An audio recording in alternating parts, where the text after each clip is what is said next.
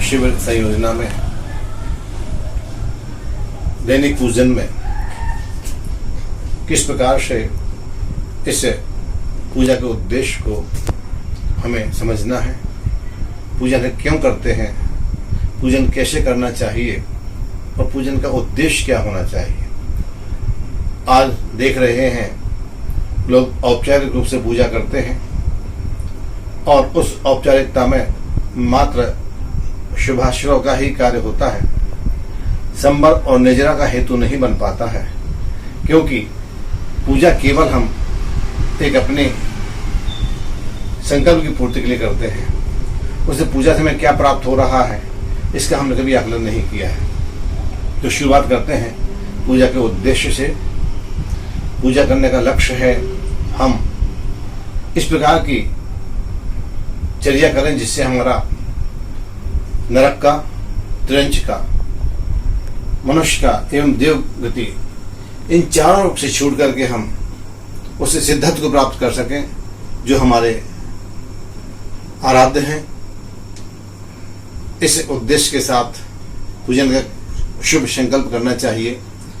और कैसे करना है, हम अपने पूजन की थाली में किस प्रकार की रचना करें, भगवान के समक्ष किस प्रकार का संकल्प करें, यह मैं आज बताने जा रहा हूँ।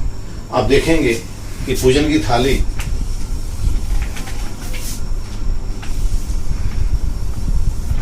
अब इसमें हमें किस प्रकार से भगवान के सामने संकल्प करना है उसको मैं आचार्य जयसेन स्वामी के प्रतिष्ठा पाठ के अनुसार विवेचन कर रहा हूं। पृष्ठ 144 पर आचार्य जयसेन स्वामी ने प्रतिष्ठा पाठ में वर्णित किया है, मंडल मध्य सुप्रतीक पीठे स्वस्थकोपरि स्थापयेत्। उसको लेकर के मैं यहाँ स्वस्ति की विवेचना कर रहा हूँ, जो चारों गतियों के प्रतीक रूप में हम बनाते हैं और किस प्रकार से इसे का उद्देश्य है पूरा करना है यहाँ दर्शा रहा हूँ। नीचे से ऊपर की ओर निगोद से नरक की आप ऊर्ध्व गति करते हुए हमें सिद्धत्व की प्राप्ति की ओर जाना है। नीचे से ऊपर की ओर हम इस प्रकार से चलेंगे जैसे तिलक लगाते हैं, और यह हमारे संसार की रेखा है, यह हमारे जन्म मरण की रेखा है जो हमारे ऊपर उठने वाले क्रम को भंग करती है। भगवान के सामने संकल्प करना है कि भगवान यह नरक है और मैं ऐसे कृत्य ना करूं, मुझे नरक जाना ना पड़े, इसलिए हम यहाँ वज्र लगाते हैं। द्वितीय है हमारा त्रिंच गति का प्रतीक। हम ऐसे खोटे कार्य ना करें, ऐसी शक्ति प्रदान करें भगवान, इन खोटे कार्यों को ना करते हुए हम त्रिंच गति से भी अपने आप को बचा सकें। हमने शुभ संकल्प किए, परोपकार किया और हमने देवत्व को प्राप्त किया, परंतु देवत्व भी शाश्वत नहीं है। देवगति में भी असीम दुख है, उनसे छुटकारा पाने के लिए हम देवगति को भी वज्र के माध्यम से निषेध करने का भाव करते हैं। अब अंतिम गति हमारी है मनुष्य गति, जो सर्वश्रेष्ठ है। इस गति में रहते हुए हम संयम साधना तपस्या करते हुए हम अपनी आत्मा को परमात्मा की राह पर ले जा सकते हैं, मोक्ष मार्गी बन सकते हैं। तो इसको भी हमें छोड़ना अनिवार्य है, इसलिए हम इसको भी वज्र लगाते हैं। अब विचार करना है कि चारों गतियों में हमारा भ्रमण क्यों हो रहा है। हम पूजा में पढ़ते हैं कितने निगोद कितने आर की कितने रंच अज्ञान, आज धन्य मानुष भयो पायो जिन थान। और इसलिए पढ़ते हैं बहु विकट मन में कर्म वैरी ज्ञान धन मेरो हरियो, तब इष्ट भूल्यो भ्रष्ट हो अनंत गति धरता फरियो।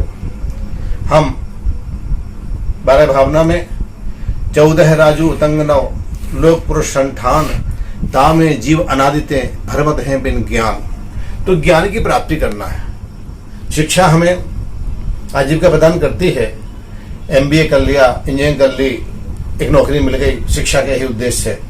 विद्या हमारे जीवन को समझता लाती है, चाहे गणित की शिक्षा हो, संगीत की शिक्षा हो, ज्योतिष की शिक्षा हो, चिकित्सा की शिक्षा हो, ये सभी शिक्षाएं कला आदि हमारे जीवन को समझता प्रदान करती हैं और ज्ञान हमारे आत्मा की प्रतीति कराता है।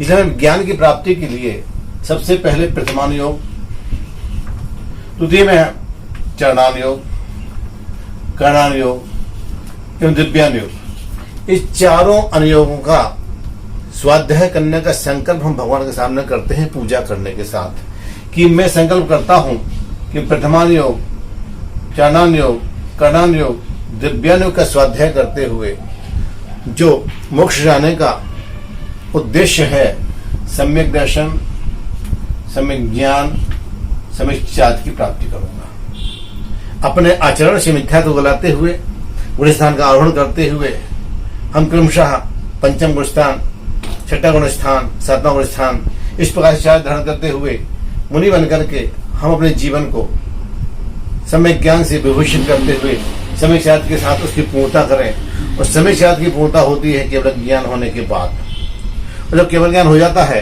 तो जीवन मुक्त स्थिति आ जाती है और वहां से वह पंडित वर्ण करके इस सिद्ध शिला पर विराजमान हो जाते हैं। हमारा भी यही उद्देश्य है, यही संकल्प करना है पूजा करते समय कि हे भगवान, इस संसार में अनादिकाल से मैं कोशिश कर रहा हूँ मोक्ष जाने की, जन्म मरण इसको बार बार प्रकट कर देता है। खोटे कर्म गलत काम करके मैं नरक जाता हूँ, मुझे वहां भी नहीं जाना है। चंच में जाता हूँ छल कपट करके, वहां भी नहीं जाना है। साधना करके देवत्व को प्राप्त करता हूँ, मुझे ये भी नहीं चाहिए है। हे भगवान, तपस्या करके मनुष्य पद भी मुझे नहीं चाहिए है। मैं सम्यक दर्शन प्राप्त करने के लिए प्रथमान योग, चरणान योग, कर्णान योग, दिव्यान योग स्वाध्याय करूंगा। सम्यक दर्शन की प्राप्ति करके, सम्यक ज्ञान को धारण करके, सम्यक चार्ज पूर्वक मैं भी सिद्ध क्षेत्र में विराजमान हो जाऊं। ऐसी भावना से हमें पूजा का संकल्प करना है। और पूजा का संकल्प करने के साथ ही हमें पूजन में जो हम पढ़ रहे हैं उसका हमें अपने जीवन में अनुपालन करना है। और अनुपालन करते हुए हम दूसरे के प्रति वैरभाव ना रखें, दूसरे को सुधारने की कोशिश ना करें, दूसरे को शांत करने की कोशिश ना करें। हम स्वयं शांत हो जाएं, खुद को सुधार लें, आत्मावलोकन करें कि मेरे अंदर कौन कौन सी त्रुटियां हैं, इस संसार में मैं क्यों भटक रहा हूं। और इन परमात्मा की शरण में आने के बाद आचार्य गुरुदेव विद्यासागर जी, ज्ञान सागर जी, विशुद्ध सागर जी, वृक्ष सागर जी, इनको पाने के बाद माँ जिनवाणी का हमें सानिध्य मिला है, सर्वांग शरीर मिला है, अच्छा परिवार मिला है, अच्छा परिवेश मिला है, धर्म करने की आजादी मिली है, फिर भी हम अपने आप को संसार घटाने के मार्ग पर नहीं ले जा पा रहे हैं, संसार बढ़ाने का ही भाव कर रहे हैं। पूजा का उद्देश्य है हम अपने संसार को घटाएं, अपनी इच्छाओं को, कामनाओं, वासनाओं को सीमित करते हुए, संयम साधना करते हुए, तपस्या करते हुए, इस उद्देश्य की प्राप्ति करते हुए अपने जीवन को मंगलमय बनाएं, अपने जीवन से हिंसादि कासायिक परिणामों का विमोचन करें, अपने आप को परमात्मा के लिए प्रस्तुत करें और उस राह पर चलते हुए अपना कल्याण करें। बोले आचार्य गुरुदेव ज्ञान सागर महाराज।